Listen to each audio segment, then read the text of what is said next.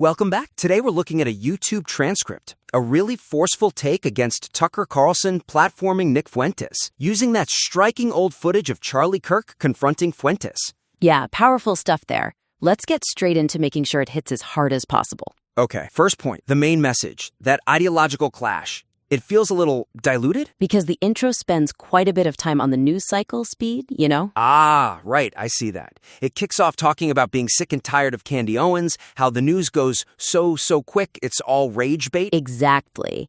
And then it pivots to Fuentes and the Kirk footage. It's setting context, I guess, that shared frustration. It is, but the weakness, really, is that the core ideological punch, which is the strongest part, the reason people are probably watching, gets pushed back. Listeners want to hear why Fuentes is disgusting and wrong, why his views should be discarded. Starting with the media stuff delays that. Okay, yeah. It sacrifices that immediacy for context they might already feel. Precisely. So the suggestion is restructure the opening. Lead with the ideological conflict itself. Hit them with the core argument right away? Use that potent evidence as the hook. Establish the high stakes immediately, not the news fatigue. Okay, so practically, how does that look? I mean, just dropping them into it, does that work? Well, instead of the media commentary, maybe open directly with that question from the material. What does it mean to be an American? Idea or history or skin color? Oh, interesting. Use the central question itself. Yeah, and then immediately bring in Kirk's rebuttal, the Constitution, Pluribus Unum. Right.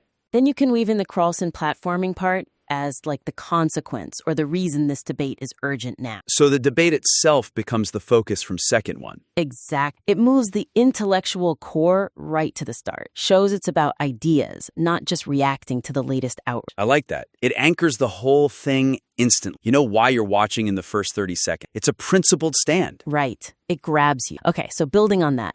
The second point, while the moral condemnation of Fuentes is strong, adding more specific rebuttals to his historical claims could make it logically tighter. More persuasive, maybe? Okay, let's zero in on that. The script highlights the part where Fuentes says the founders intended a European nation for white men. And the counter is Kirk asking, basically, show me that in the Constitution, plus e pluribus unum. Yeah, that's the core exchange cited. The weakness, though, relying only on where is it in the Constitution, and the motto might not be enough for people, really dug into Fuentes' stuff. Why not? Seems like a solid rebuttal. Because Fuentes tries to ground it historically, right? He mentions the Immigration Act of, I believe it was, these foundational ideas. It's a historical interpretation, however flawed. Ah, okay. So just saying it's not in the Constitution doesn't fully address the historical claim he's making. Exactly. For some listeners, you need to actually dissect that historical interpretation itself. Show why it's wrong on its own terms. Okay. But then, isn't there a risk? Like adding detailed historical points? Could that slow down a punchy video transcript? Make it too academic? That's a fair concern. It needs to be brief. The suggestion isn't a history lecture. Just bolster the takedown with, say, one or two specific historical counterpoints. Just a quick jab. Yeah, something that shows his interpretation is narrow or just plain inaccurate in historical context. Prove it's historically shaky, not just constitutionally absent. Okay, elevate it from just constitutional disagreement to a factual takedown. So what would be a concrete example? Something quick but effective. Well, you could briefly mention the actual diversity already there among colonists. The Germans in Pennsylvania, the Dutch, Scots-Irish. It wasn't some pure Anglo-white men situation even then. Right, complicating his premise immediately. Or maybe a quick reference to how early naturalization laws actually evolved, showing it wasn't static or fixed in the way he implies.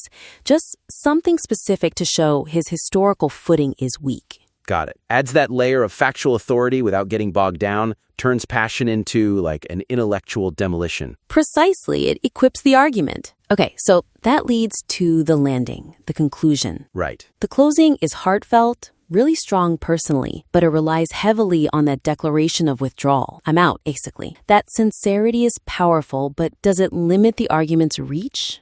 Let's look at those lines again. It's, if Tucker Carlson and Nick Fuentes is supposedly the new version of conservatism, I want no part of it. I'm out. Then sticking with Kirk's older stuff, the Word of God. Yeah, powerful lines. The passion is clear. But the weakness, ending on that note of personal exclusion, tying it so tightly to specific authorities like Kirk or religious texts, it might accidentally push away people who agree on the core political or racial argument but don't share those exact loyalties, religious or even specific political ones. It shifts from analyzing a threat to more of a personal ultimatum. Right, I'm out can sound like giving up the fight for the broader principle within the movement itself. Okay, I hear that. But the author clearly wants impact. Does softening the I'm out risk losing that traumatic punch, that moral line in the sand? It's not about softening, it's about channeling that punch, channeling it towards mobilizing others rather than just declaring personal separation. Okay.